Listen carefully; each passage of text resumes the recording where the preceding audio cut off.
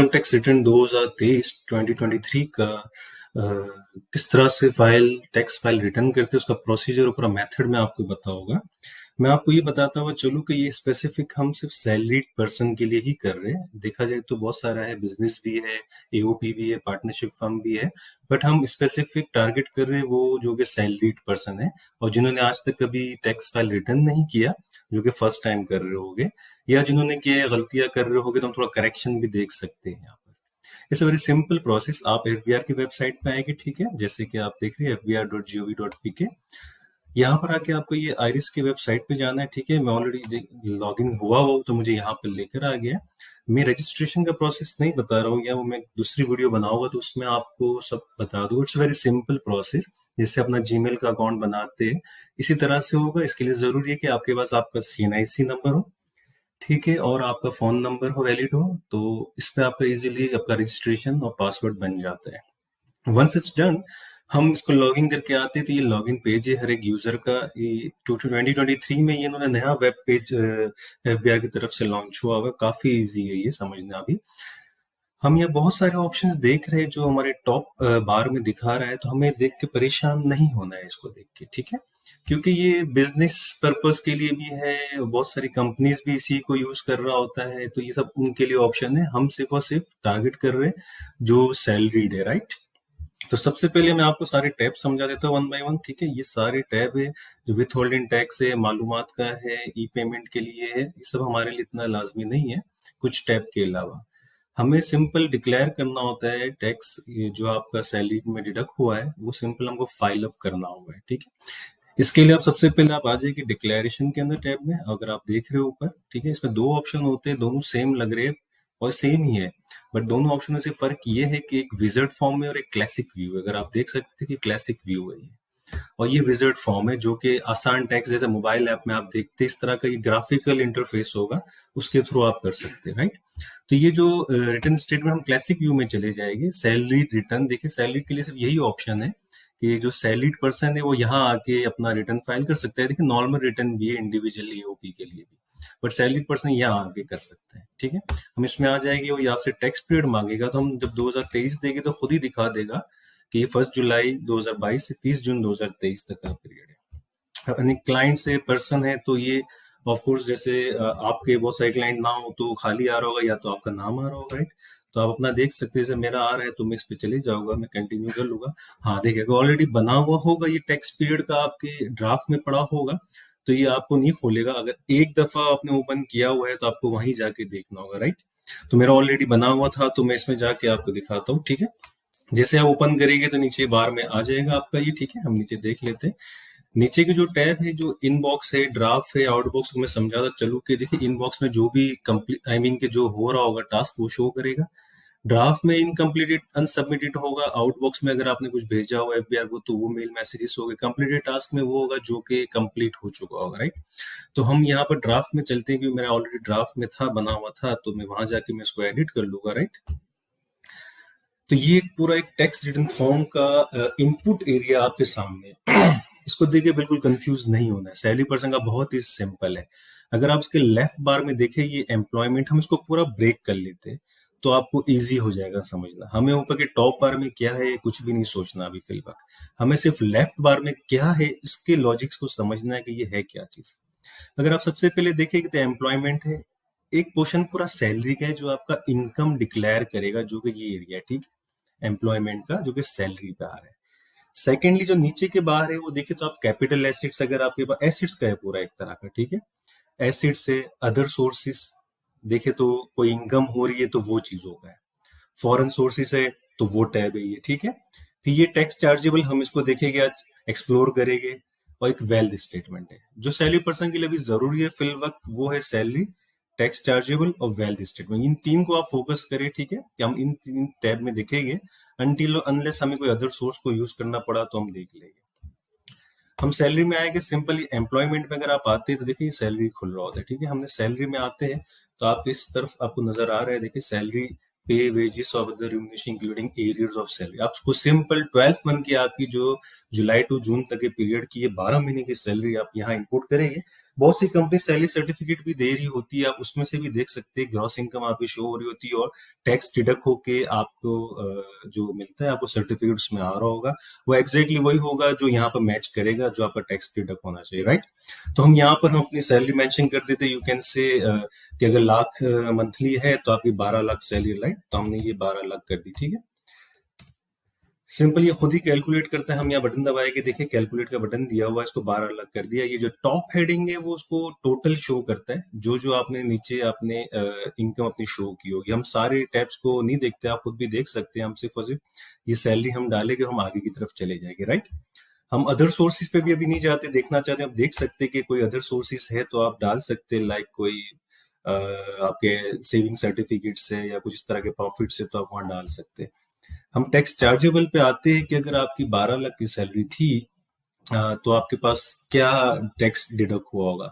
तो हम ये देख लेते हैं कि हमारे पास क्या टैक्सेबल थी, क्योंकि ये पहले से भरा हुआ था फॉर्म, इस वजह से आपको दिख रहा होगा। तो मैं आपको दिखाता चलो साथ साथ कि हम अगर देखेंगे, हम लाइन से चलते टैक्स चार्जेबल में, तो ये डिडक्टेबल अलाउंस, ठीक है, हम इस पे भी नहीं जाते। देखिए जो सैलरीड पर्सन है वो इन चीजों में इतना ज्यादा नहीं जाता, सिंपल अपना टैक्स रिटर्न फाइल करता है, सबमिट करता है, राइट।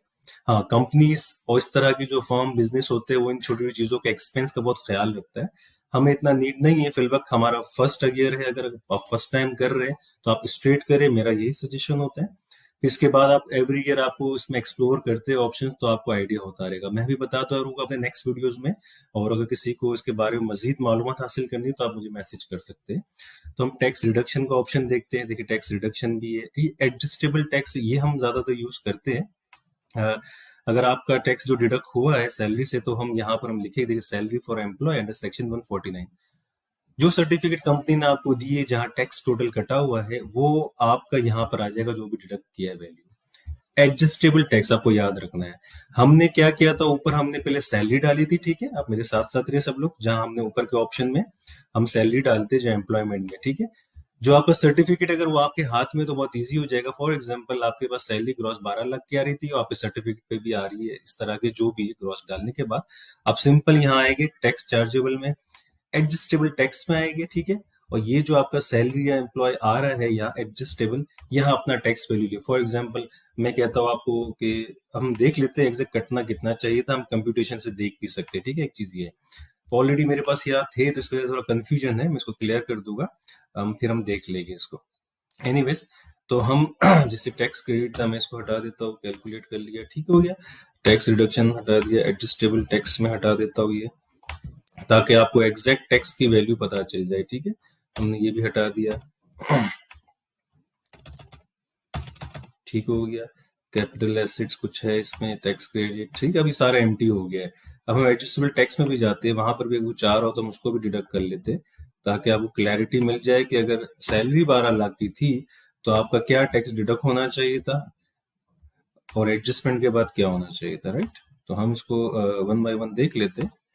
सिंपल यहाँ से भी डिलीट कर सकते हैं आप, और कैलकुलेट करके आप इसको रिकनसाइल कर सकते हैं, ठीक है। अभी भी एक आ रहा है, हम देख लेते हैं, ये आ रहा है, ठीक है, हमने ये भी डिडक्ट कर दिया, कैलकुलेट कर दिया, ठीक है। एडजस्टेबल टैक्स अभी बिल्कुल कुछ भी नहीं है हम, ठीक है। यहाँ फाइनल फिक्स में भी चले जाते हैं, यहाँ भी काफी सारे आ रहे होते हैं, तो ये सब चीजें आप पे ऑफ कर सकते हैं या आप हटा भी सकते हैं, ठीक है। तो इसमें कोई इतना जरूरी नहीं है ये, फिल वक्त के लिए मैंने यहाँ सब चीजें यहाँ से हटा दी है, ठीक है, और हमने कैलकुलेट कर दिया ये। तो ये सारे जो होते हैं फाइनल फिक्स, ये भी हम पे ऑफ करते हैं, आई मीन के इसमें भी डालते हैं चीजें। काफी चीजों के लोगों के डिविडेंड होते हैं या कोई इस तरह की प्रॉफिट है बैंक्स का, तो वो शो हो रहा होता है, तो ये सब चीजें हम यहाँ पर इनपुट करते हैं, ठीक है। अब हमने यहाँ जीरो कर दिया है। अब हम सिंपल हम आ जाते हैं, अगर आप देखिए अगर हम कंप्यूटेशन में, तो ये पूरा पूरा सैलरी आपके आगे 12 लाख, ठीक है, जो हमने मंथली डाली थी। अब देखिए नॉर्मल इनकम टैक्स क्या आ रहा है, आपका 15,000 डिडक्ट हुआ होगा एज पर जो स्लैब होगा, तो उसके हिसाब से 15,000 टैक्स कटना चाहिए था आपका। तो आपके सर्टिफिकेट से आप वेरीफाई कर दे, आपका एग्जैक्ट 15,000 उसमें भी आ रहा होगा। अब आपने ये तो डिडक्ट कर दिया है कंपनी ने, और पे ऑफ भी कर दिया होगा, आपको सर्टिफिकेट भी दिया होगा, ठीक है। तो आपको जरूरत नहीं है कि आप ये आईडी बनाए, ये उनको जरूरत है जिन्होंने टैक्स डिडक्ट नहीं हुआ है, उन्होंने पे नहीं किया, ये उनके लिए ऑप्शन होता है कि वो उसको पे ऑफ करे। कंपनीज में सैलरी में से डिडक्शन होने के बाद आपको जो नेट बैलेंस मिलता है, इस वजह से वो जो मंथली कंपनी पे ऑफ कर देती है, तो आपको बताना है कि हमारा टैक्स कट चुका है। और हम यहाँ पर हम देख रहे सैलरी एडजस्टेबल टैक्स के टैब के अंदर ये देख रहे हैं आप, लेफ्ट पे आ रहा है एडजस्टेबल टैक्स। आप सैलरी ऑफ एम्प्लॉय से 149 में आप लिख देंगे कि 12,000, राइट, कि इतना आपका टैक्स डिडक्ट हुआ था, तो हमारा एडजस्ट कर दे कि सबमिट हो गया, राइट।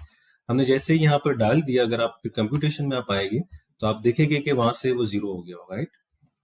जो यहाँ प्रिपेयर करना होगा उसको कैलकुलेट करते, कैलकुलेट नहीं हुआ आई थिंक, दोबारा जाके देखते। हमने सैलरी सेक्शन एडजस्टेबल में डाल दिया है, ठीक है।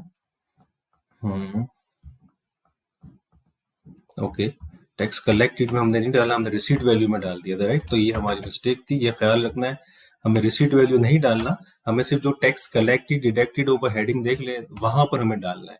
रिसीट वैल्यू तो वो है कि जिसके अगेंस्ट हुआ है, बट हम यहाँ नहीं डालेंगे 12 लाख, राइट, हमें यहाँ जरूरत नहीं है, क्योंकि हमने सैलरी में ऊपर डिक्लेयर कर दिया है।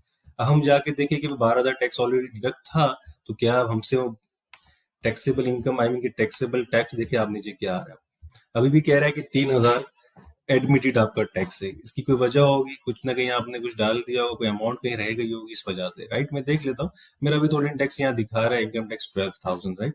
तो हम यहाँ से देख लेते हैं कि किस वजह से आ रहा है।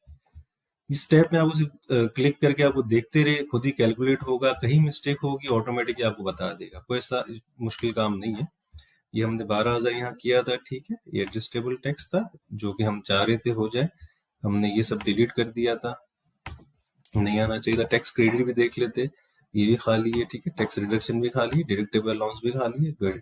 अब देख लेते हैं, हमने 12,000 एडजस्टेबल टैक्स में डाल दिया है हमने, और हमें कुछ नहीं करना यहाँ, कंप्यूटेशन में फिर चले जाएंगे, एक दफा कैलकुलेट एक दफा दबा दिया है तो कोई इशू नहीं है, ठीक है।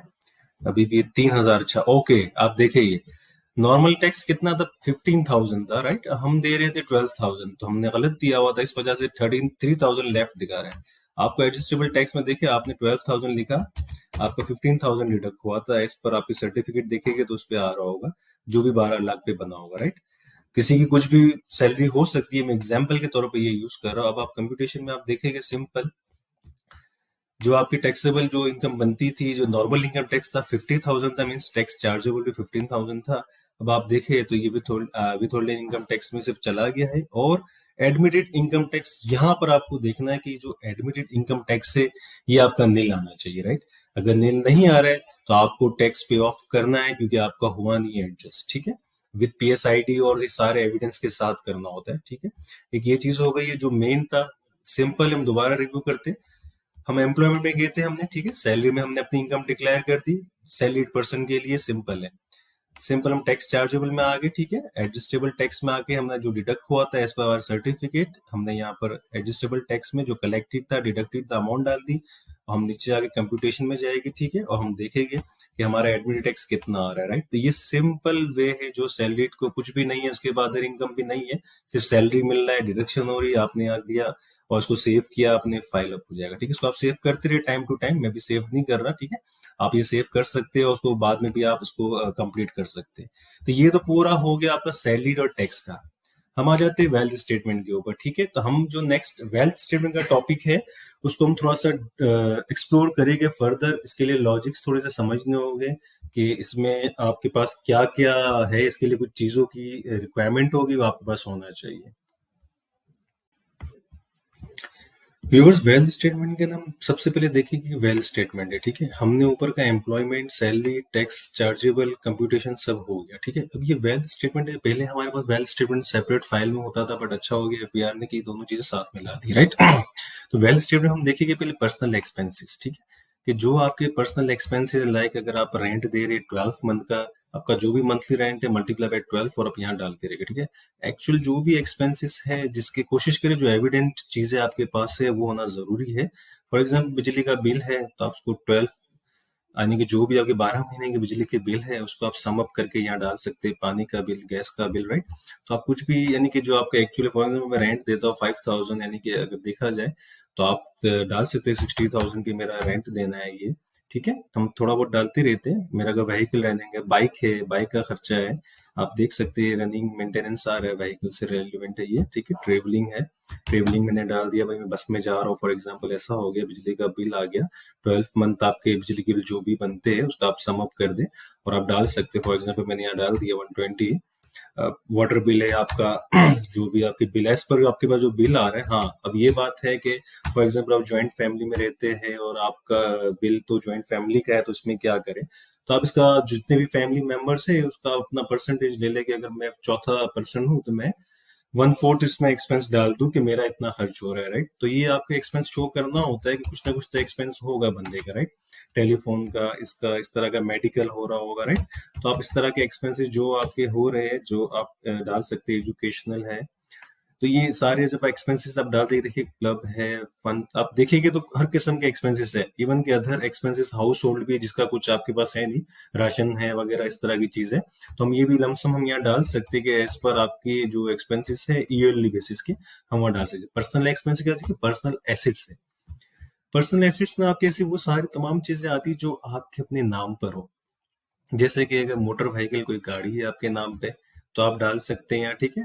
गाड़ी है तो मोटर व्हीकल, यहाँ आप अपना रजिस्ट्रेशन नंबर डालें, और यहाँ आप जो भी गाड़ी, फॉर एग्जांपल वो अपना XYZ रजिस्ट्रेशन नंबर हो गया, और मैंने कह दिया ठीक है भाई मेरे पास आई मीन की सुजुकी कल्टस है, तो आप ये लिख सकते हैं। ये लिखने के बाद आप सबमिट कर देंगे तो देखिए टैब खुल जाएगा, राइट?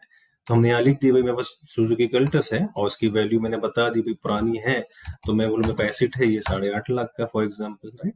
हाउस होल्ड अफेक्ट, जो भी हाउस होल्ड आपके पास है, घर में चीजें हैं, आपके नाम की चीजें ऑफ कोर्स आपके पैसों से खरीदी हुई है। प्रीशियस चीजें भी है, देखिए अगर प्रीशियस पोजीशन भी है, फॉर एग्जांपल गोल्ड आ जाता है इसके अंदर, तो आप लिख सकते हैं। पर्सनल आइटम है, मोबाइल है मेरे पास, तो मैं बोलता मोबाइल है मेरे पास 35,000 का, मैं ये पर्सनल एसेट्स लिख रहे हैं। देखिए ये एक्सपेंसेस नहीं है, एक्सपेंस हम कर चुके हैं, ठीक है? ये एसेट्स पे हम आ चुके हैं। कैश इन हैंड आपके पास 30 जून तक क्या था, 30 जून तक आपने बोला 25,000 है, तो हम ये डाल सकते हैं। तो इस तरह से आपने सारे एसेट्स से यहाँ डिक्लेयर करने हैं, ठीक है? जो आपके नाम पर हो, जो आपके जाती हो, ठीक है? ये जो टैब है टोटल एसेट्स इनसाइड पाकिस्तान, ठीक है? तो ये आपका हो गया total asset held outside Pakistan. ये फॉरेनर्स होते हैं जो हमारे, तो उनके लिए हो रहा होता है। तो हमने फर्स्ट हमने सारे एसेट्स डाल दिए। हाँ, कोई लाइबिलिटी अगर आपका है, कोई लोन लिया हुआ है बैंक से, तो आप यहाँ पुट अप कर सकते हैं। देखिए इसमें सब आ रहा है, credit, non business advance, borrowing, credit, deposit, loan, इस तरह की चीजें हम लोग कैलकुलेट करेंगे, तो जो आपके एसेट्स हो गए जितने आपने डिक्लेयर किए थे, टोटल दिखा देगा। आपका जो नेट करंट एसेट है वो समझ लेंगे 9,10,000 है।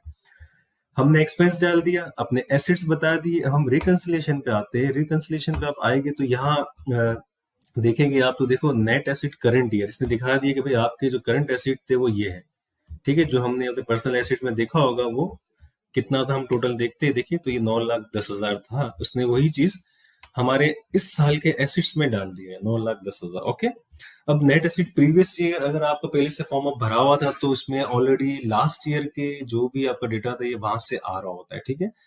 तो अगर आपको अकाउंटिंग की और फाइनेंस की नॉलेज है, तो आप ये देख सकते हैं कि जो नेट एसेट प्रीवियस ईयर था और इस साल आपका इतना एसेट है, तो इसका जो डिफरेंस है वो नीचे आता है, या तो इंक्रीज हुआ होगा या तो डिक्रीज हुआ होगा, राइट? हाँ, अब यहाँ हमें इनफ्लो दिखाना होगा। देखिए income declare as per return, हमने क्या इनकम डिक्लेयर की इस दफा, मैंने 12 लाख जो हमने सैलरी डाली थी, हमने वो यहाँ इनफ्लो मेंशन करना है आपको। वॉट एवर जो भी आपकी इनकम है, अगर अदर इनकम भी है, जो भी आपकी टोटल इनकम जहाँ दिखाई है वहां पर, जहां हमने एम्प्लॉयमेंट और सैलरी में, तो वो अमाउंट यहाँ आएगी कितना इनफ्लो भी हुआ है, क्योंकि हम अभी रिकंसिलेशन कर रहे हैं। हमने ऊपर एसेट्स डाल दिया, ठीक है? और ये हमने अपना इनकम जो भी था हमने यहाँ मेंशन कर दिया कि भाई ये इनकम है। इसके अलावा भी बहुत सारे टैब है नीचे, हम देखते हैं, हम इतनी सारी चीजों में नहीं जाते क्योंकि सैलरीड के लिए सिंपल वाला देखते हैं। अच्छा, ये आउटफ्लो भी दिखा रहा है, तो आप देखिए आउटफ्लो कैसा आ रहा है अभी। अब हमको इसको रिकंसाइल करना होता है, क्योंकि मेरे पास अपना प्रीवियस ईयर का आ रहा था एसेट्स, इस वजह से रिकंसाइल नहीं होगा। मैंने जो फिगर्स डाले आपको समझाने के लिए सिंपल डाले। आप इसमें डालने के बाद रिकंसाइल कर सकते हो बड़े इजीली। जो जो आपके एसेट्स थे आ गए थे, पर्सनल एक्सपेंस आ गया था, और रिकंसिलेशन में आपको ये जो अनरिकंसिलेशन अमाउंट है यहाँ जीरो होना जरूरी है, ठीक है? ये आप देख रहे हैं अनरिकंसिलेशन अमाउंट, यहाँ जीरो आना जरूरी है। इसको आप करने के लिए अपने एक्सपेंसेस को या तो बढ़ा सकते हैं या कम कर सकते हैं, ठीक है? अब अगर एक्चुअल जो आपके एक्सपेंसेस हैं उसको आप लाजमी डालें। इसके अलावा जो आपके जो आप अनकाउंटेबल है, जिसको आप काउंट नहीं कर सकते थे एक्सपेंसेस, लाइक में क्लब की फीस है या ऐसी कोई चीज है, हाउस होल्ड वगैरह है, तो आप उसके अंदर आप मैनेज कर सकते हैं। Other personal house hold expense के अंदर या में शायद ये कम होगा या तो ज्यादा होगा, राइट?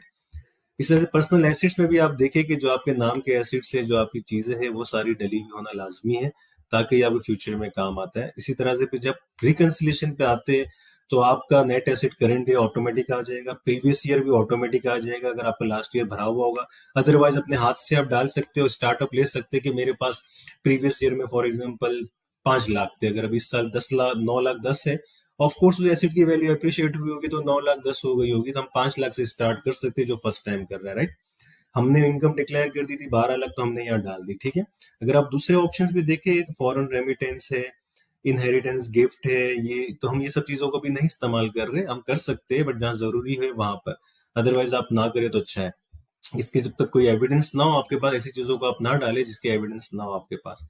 ये आउटफ्लो हमने दिखा दी, देखिए आउटफ्लो कितना किसका दिखा रहा है, 5,03,000 जो कि हमने एक्सपेंस किया, क्योंकि ये आउटफ्लो है ये। तो ये सिंपल था ये सिंपल सी वैल्यू स्टेटमेंट है, इसमें कोई इतनी बड़ी चीज नहीं है। जहां आपका ये जीरो हो जाएगा तो आप इजीली इसको सबमिट कर सकते हैं, क्योंकि आपका टैक्स ऑलरेडी पेड था, तो आपको प्रिपेयर एसआईडी पीएसआईडी वगैरह बनाने की नीड नहीं है।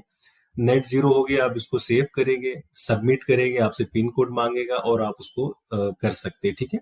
Thank you very much. मैं आपके साथ दूसरी वीडियोस में आऊंगा। अगर आपको मजीद डिटेल के साथ कुछ वीडियो चाहिए या कोई स्पेसिफिक किसी टैब के बारे में या कोई ऐसे जो कि टैक्स के बारे में कि जो रिबेट मिलता है, तो उसके लिए आप मुझे इनबॉक्स कर दें तो मैं स्पेसिफिक उसके बारे में वीडियो बनाऊंगा, ठीक है।